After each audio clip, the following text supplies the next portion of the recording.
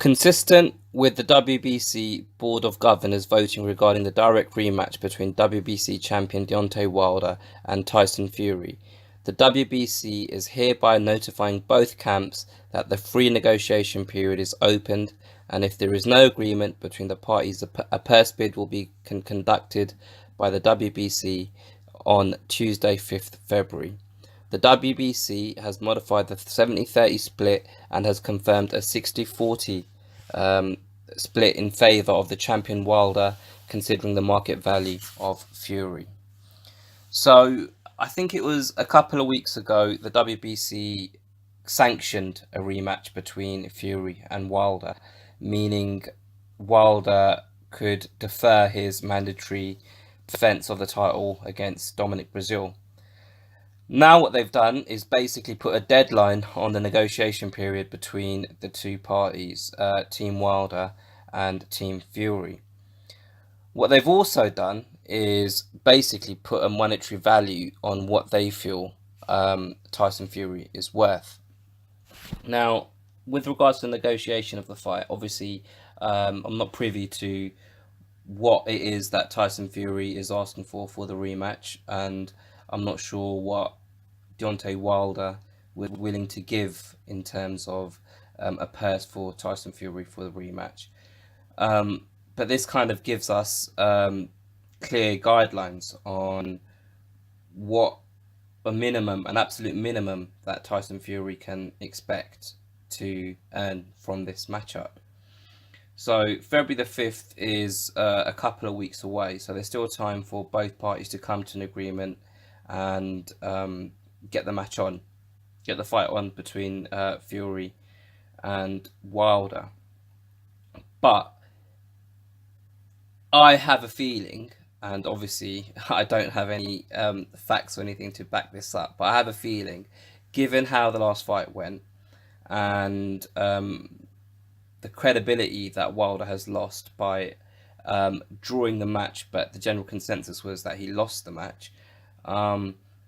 Fury was probably after at least 50%, half the purse basically, half the overall purse. And given the fact it was a difficult night's work for Wilder, and that was Fury's first proper fight back, and logic would tell you that he's only going to improve after that performance. I'd imagine that Team Wilder weren't too keen on agreeing a rematch with Fury. Now that this purse bid has kind of been ordered by WBC, they don't really have a choice but to strike a deal.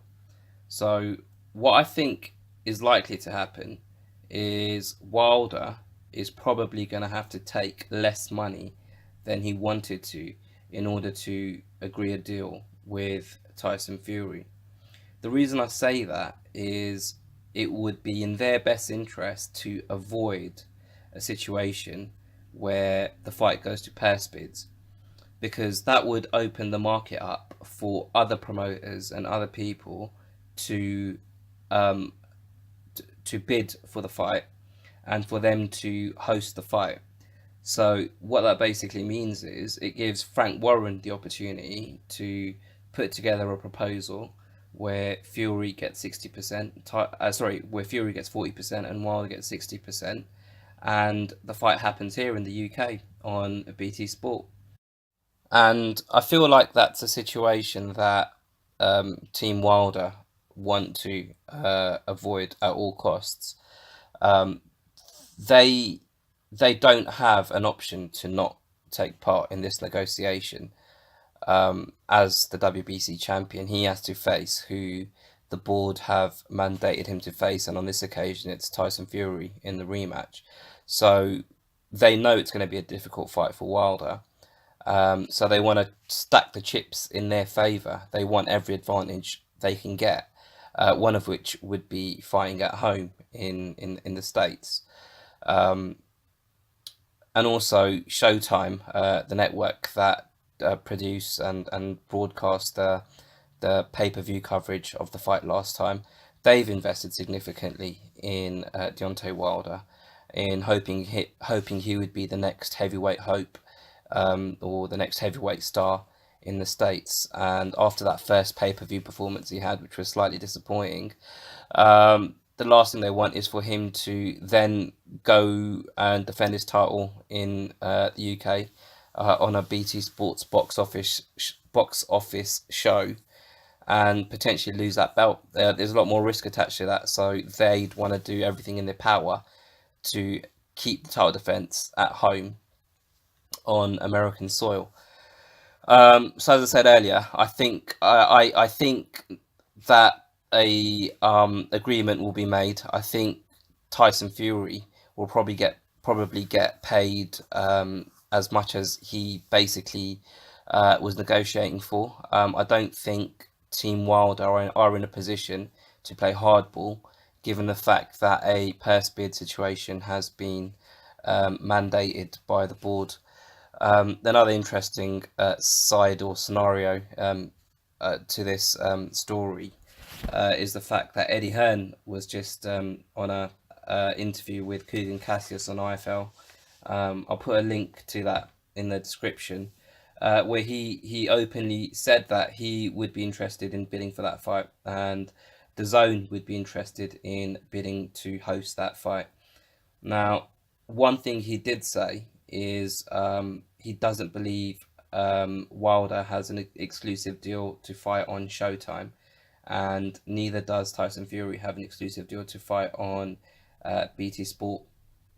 So that would remove any contractual obligations that both of the fighters have. Um, that would stop them from fighting on DAZN or Sky Sports. Um, the final little element to this is Tyson Fury doesn't have to take this fight. So currently Tyson Fury is in quite a strong position because either way he's getting paid. He's either going to get paid to fight, paid a generous amount to fight Deontay Wilder, because either they're going to agree a deal before February the 5th. If they don't, he's going to get 60-40 in a purse bid. So whoever bids the highest, that amount will get split 60-40, and he'll get 40% of that. So kind of win-win for him.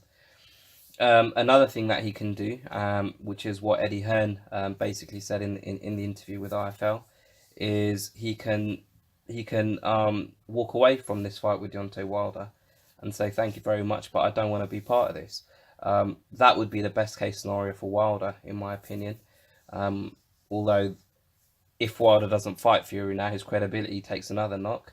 But if Fury walks away and says, no, I'd rather fight Joshua in April, and Eddie Hearn kind of in public offered him a 60-40 split. Another thing that Eddie Hearn said is previously Tyson Fury had asked for a flat fee, to which they couldn't come to an agreement. But if 60-40 is what he's getting to fight Deontay Wilder, Eddie Hearn said they're happy to pay Fury 60-40.